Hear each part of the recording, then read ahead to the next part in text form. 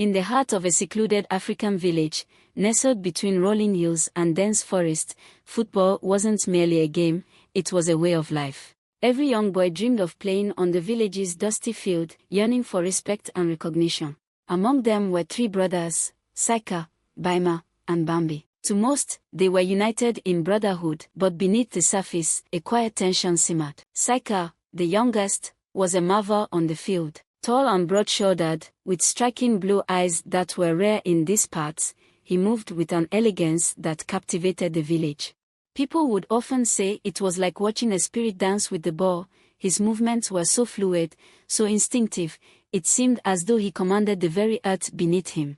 In his bright orange jersey, Cica was impossible to miss, and whenever he stepped onto the field, the entire village would gather to watch him in awe. However, this admiration came at a cost. At home, Cica's talent cast a shadow. His older brothers, Bima and Bambi, were both skilled players, yet they struggled to match Cica's brilliance. Bima was solid and tactical, a player who relied on strength and strategy, but he lacked Cica's graceful ease. Bambi was fast and agile, weaving through defenders with finesse, but he couldn't replicate the magic touch that seemed innate to Cica. Though they never spoke of it, resentment began to grow within Bima and Bambi, who watched as Cica basked in the admiration they had once sought for themselves.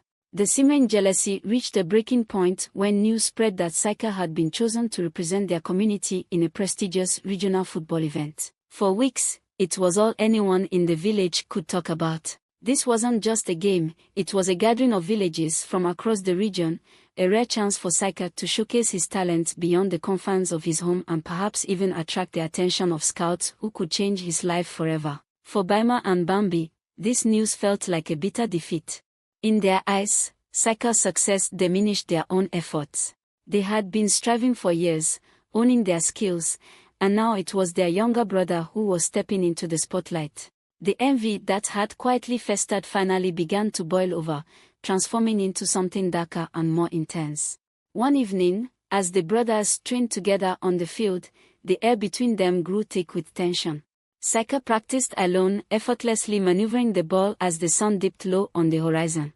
His orange jersey flashed in the fading light, a reminder of the recognition he was about to receive. Bima and Bambi stood nearby, whispering to each other, their eyes fixed on Cica with expressions that betrayed a complex blend of frustration, jealousy, and hurt. As they watched him play, their anger grew. Cica, who had always looked up to his older brothers, didn't realize how deeply this resentment had taken root. But for Bima and Bambi, it wasn't about anything Cica had said or done, it was about what he represented. Cica was everything they had wanted to be but couldn't quite achieve. The idea that he might surpass them, outshine them, was more than they could bear. In a sudden surge of emotion, Bima's frustration turned physical, and he shoved Cica, who stumbled back, momentarily caught off guard. That single push ignited a storm. Bambi joined in, his movements fierce, circling Cica with a predatory intensity. Dust rose around them as they struggled, Cica trying to fend off their attacks without harming his brothers. He fought back not with anger, but with a desperate urge to protect himself, unwilling to escalate the violence yet left with little choice. In the midst of the struggle, there was a pause. The brothers stood, panting, their chests heaving as they looked at one another. Bima's frustration and Bambi's resentment were etched into their faces, their eyes reflecting the painful reality of a brotherhood now strained to its limits. Cica, though bruised and shaken, met their gaze steadily. It was not the physical blows that hurt him most, but the betrayal. These were the brothers he had admired, the ones he had always looked up to, and now they were trying to strip away everything he had worked for. The silence that followed was heavy, broken only by the soft rustling of the wind through the trees. Something seemed to break within Bima and Bambi. Perhaps it was the realization that they couldn't truly defeat him, or maybe they finally glimpsed the madness of what they were doing. Whatever it was, they backed down, retreating a few steps as the weight of their actions settled in. Without a word, Cica turned and walked away from the field.